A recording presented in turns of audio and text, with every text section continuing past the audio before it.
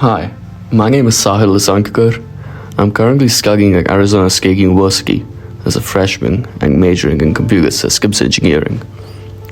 In this solo podcast, I'll be talking about the drawbacks and negative side effects of artificial intelligence that people don't realize due to the beneficial side.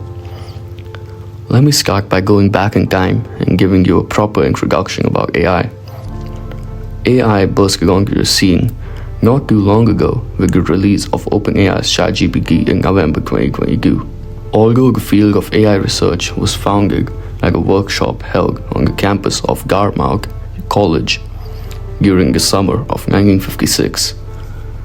In the last year, there has been especially a crazy burst due to its excessive use by firms, universities, and just all people in general for day-to-day questions and needs. There are a vast number of negative effects that are linked to its popularity, which will be spoken about in this very podcast, such as its effects on jobs, effect on the thinking skills of younger students, and ease of documentation. Here is a very popular quote by Elon Musk himself. With artificial intelligence, we are summoning the demon. You know the stories where there's the guy with the pentagram and the holy water, and he's like, yeah, he's sure he can control the demon, but ends up not working out. By this, he basically wants to say that using AI is like calling a powerful force we don't fully understand. We think we can control it, but it might get out of hand. It's a warning about being careful with something as powerful as AI, because once it grows beyond us, it could cause problems we didn't plan for. Moving on, Oxford University in Jan of 2024 put out an article on the topic of artificial intelligence, in which they talk in depth about how AI will affect jobs in 2024 to 2030. For the next couple of minutes, I'll be talking about a few key points they have presented. Artificial intelligence could replace the equivalent of 300 million full-time jobs. Even though it could create a boom in productivity, the report predicts 2/3 of jobs in the US and Europe are exposed to some degree of AI automation, and around a quarter of all jobs could be performed by AI entirely. Jobs that are most likely going to be affected: customer service representatives, receptionists, accountants, salespeople, research and analysis, and also warehouse workers. This article also talks about how to quickly switch careers, but I will not be talking about it in this podcast. The most astonishing part from this article is the prediction that 85 million jobs will be lost by 2025 itself. Now, I'm gonna tell you guys some point of views on AI from famous people. Elon Musk warns about the potential for AI to become uncontrollable and surpass human intelligence, posing a threat to humanity if mismanaged.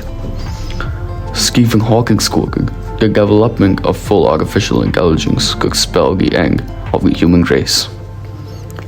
While Bill Gates said, "I'm in camp that is concerned about superintelligence.